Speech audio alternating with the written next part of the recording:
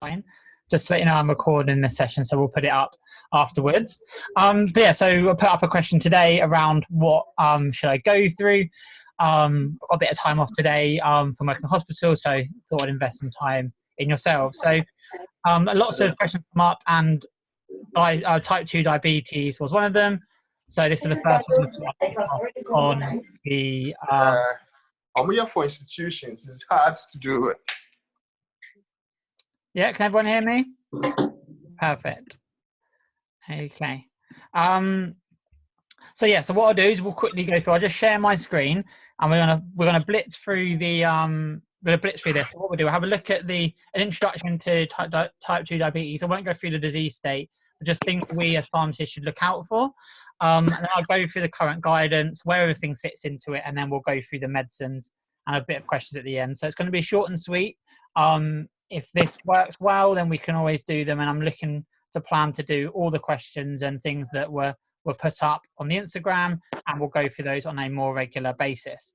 So let me just share my screen 1 second, and I can put up a little information thing here. So as pharmacists, I hope everyone can see this. We are basically looking at obviously the blood glucose in type 2 diabetes, and the disease state of diabetes around that, looking at the blood pressure, cholesterol, kidney function, weight checking their smoking status, eye, foot examinations, and cardiovascular risk factors. So within that, obviously, blood glucose is the one that we care for most. And we do this more with the HbA1c. As you can see, we've gone back to using the millimoles per mole. We used to use a percentage, but we're now moving back to the millimoles per mole. And with this, we aim for 6.5, 7.5 range. Obviously, the lower the better.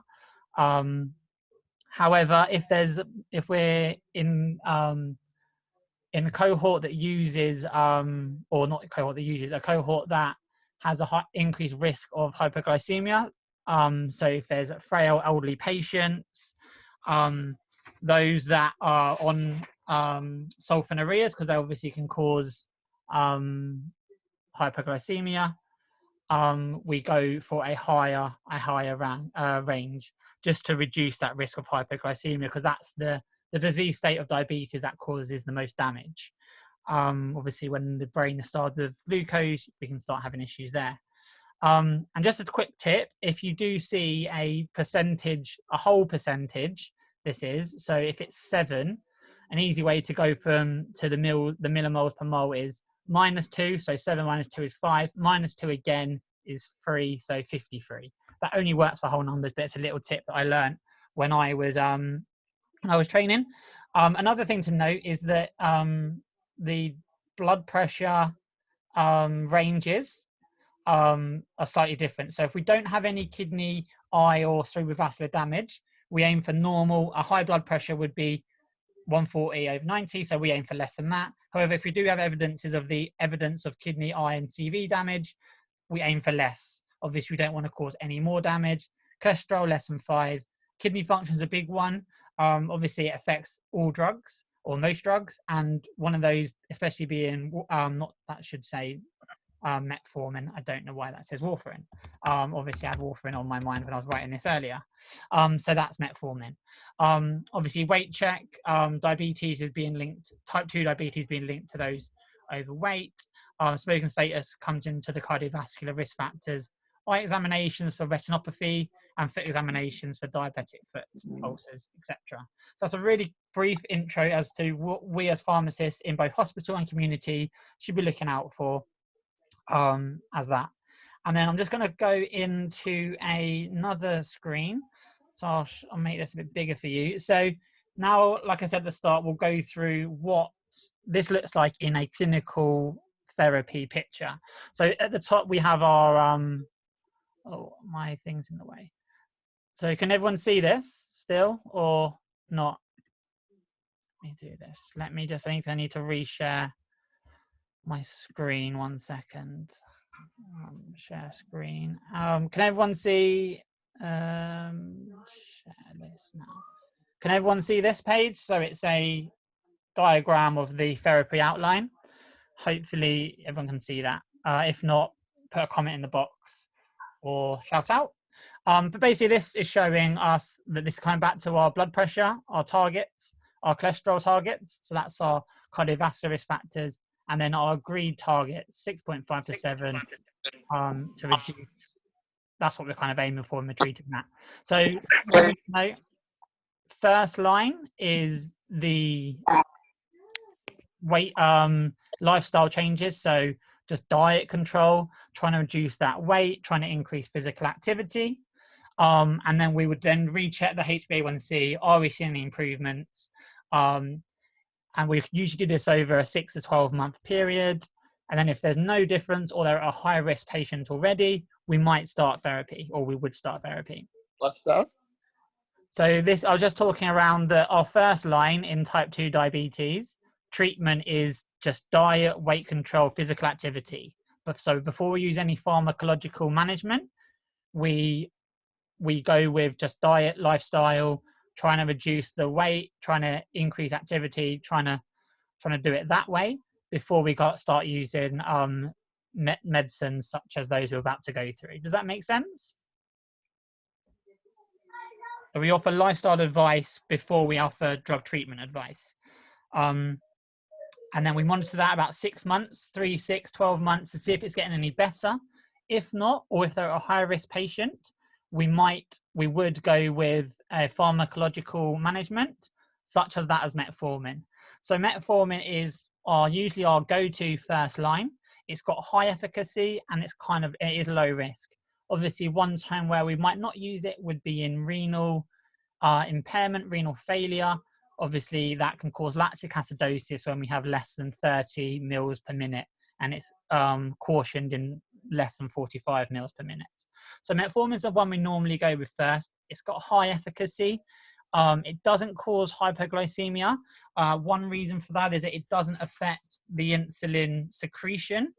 It just decreases the glucose, the gluconeogenesis. We take it with food. That's because it inhibits the intestinal uptake of glucose, the absorption of it, and it also affects the glucose utilization in the body. So it doesn't affect the insulin secretion, which is why we don't get hypoglycemia with it. It's low risk. One of the things we do see with it is gastro upsets, diarrhea, nausea.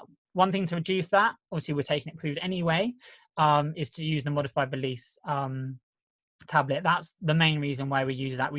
It doesn't really have any efficacy against the normal release, IR release tablets. Then we obviously would go through the 3 months, we'd check adherence before we step up to in therapy. We always check adherence. We always check that the patient is taking it, they're taking it correctly. They are controlling their diet as well, because obviously they want to step up and then they actually haven't done those things. They are not actually taking it properly, and we're adding another medicine that's not appropriate at that time. So if we are going to step up, they're still not controlled, they're still not in our target HbA1c, we would then step up. Now, this is where things have changed. So previously it was more structured. However, now, as you can see, it's metformin plus one of the other ones. So a DPP4I, a sodium glucose transport inhibitor, sulfonylurea, thiazide. This is because we can choose these in regards to our patient. So if our patient's obese, we might go with one that causes weight loss. So a sodium glucose cotransport inhibitor. Normally, we would go with sulfonylurea. That's the one we've used in history. It's got good historical background with metformin. But just quickly going through the medicine. So we'll start from the left. So over here, DPP4I. So these are our sitagliptins, our vidagliptins, saxagliptins, linagliptins. So these are the ones that you might see in practice. They're safe. They have low risk of hypos, which is really good. They work by increasing the activity of GLP-1. So this is a hormone in the body, which we'll come on to in a bit. So it increases the activity of those by inhibiting their breakdown. It suppresses glucagon secretion and it slows gastric emptying. It also has been shown to increase the tissue sensitivity to insulin. Again, low hypo risk. It's not increasing the or stimulating the release of insulin into the bloodstream. And some cancelling points on this is it's not affected by food, so you can take it any time of the day, which some patients like. And a good thing with this is that when we're monitoring this, a good point to note is that we want to see a 0.5% reduction in HbA1c at 6 months to warrant its continuation. Then moving on to the next one, so you could have metformin plus a sodium glucose cotransport inhibitor. So these are our dapagliflozins, canagliflozins, epagliflozins. These work by basically inhibiting the sodium glucose transport in the renal proximal tubules, I believe. So basically, it reduces the reabsorption of glucose and increases the sodium. So they exchange. This is dependent on renal function, sorry. So in renal failure, they basically become redundant. They don't really work. We say that I think it starts reducing its efficacy in less than 60 mils a minute. They are licensed on their own as well. However, we do commonly see them in combination with other medicines. One negative of these are because they're increasing the glucose into the urine, we do see a lot more UTIs, genital thrush, because the sugar in the urine feeds those bacteria. Another caution as well is that it's been shown to be a class effect that they increase the risk of lower limb amputations. So those that are also at risk are the diabetic patients. So this increases that risk. And obviously, if they're still smoking, etc., that's only going to increase that. Also, if you suspect DKA, this is one of the medicines you would stop because of that renal issue of it. Okay, moving on. So sulfonylureas, I'm sure we've all seen these in practice. These again can be used first line. However, we do normally see them added on with warfarin, metformin. So I don't know why I keep saying warfarin. Metformin. If metformin is contraindicated, which is like we said before, if the patient's got low renal clearance. Sulfonylureas augment the body's insulin, so there has to be an element of residual insulin secretion, and in doing so, there is a moderate risk of hypoglycemia. Also with these, we do get some weight gain, which is why in obese patients, they might be shied away from, because obviously they want to increase that burden on them if they're already obese. And like we saw at the start, one of the measurements of diabetic control is trying to reduce their weight control.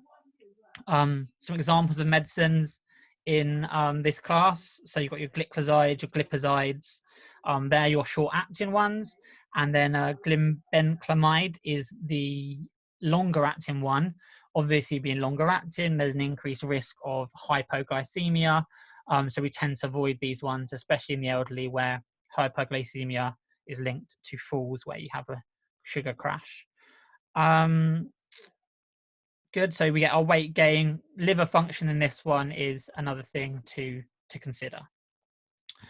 Moving on. So these ones here. So this is our pioglitazone. So this class has had a lot of MHRA attention when they first come on the scene. I think a medicine, rosiglitazone, I believe it was called, was discontinued in 2010.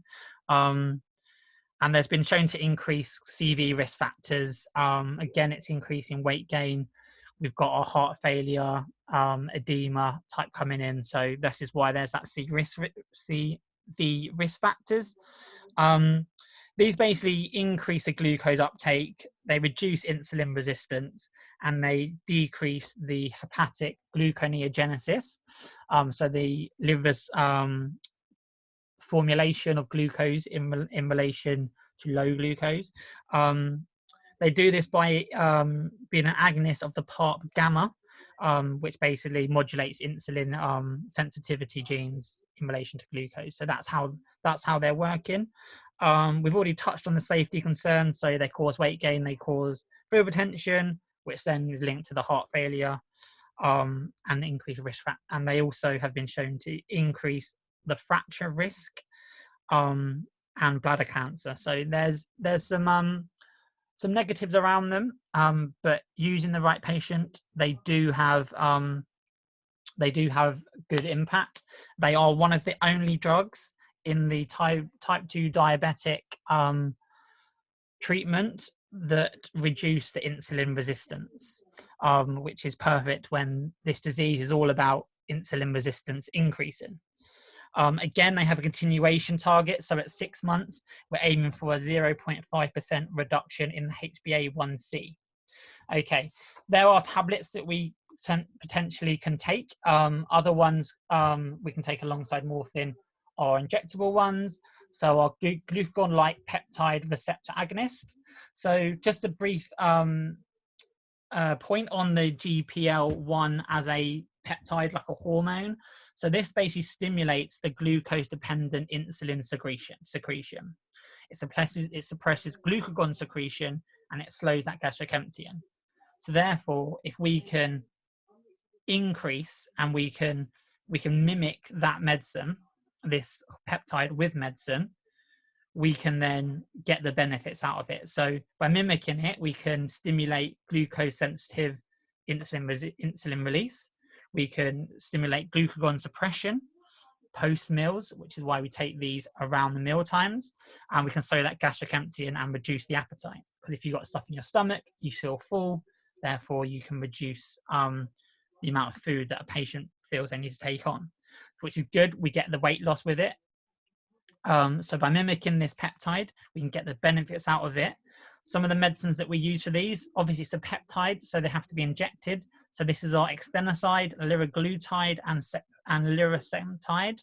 Deraglutide is also one on the market as well. A positive of liraglutide, it's a once-a-day injection, whereas extenoside is a BD, and the deraglutide is now a once-a-week injection, so that's even better for the patient. Again, our positives, so we have our weight loss. It is actually now licensed in the UK for obesity treatment. So regardless of type 2 diabetes, we can use this for its positive of the appetite suppression and the promotion of weight loss that it brings. So that's actually been licensed at 3 milligrams, I think it is, a week. However, we do get some nausea with this because obviously you're reducing the gastric emptying, it's laying in your stomach a bit longer, and it has a continuation criteria of 1% reduction at 6 months. Finally, the insulin, obviously not going to go too much into this, but with type 2 diabetes, as we go further down the line, we get less response from the insulin that's been secreted. So we can also add it in as a potential use. We do have to have the receptors there, and the type 2 diabetes is usually of insulin resistance rather than production. So it has its place in the right patient. Cool.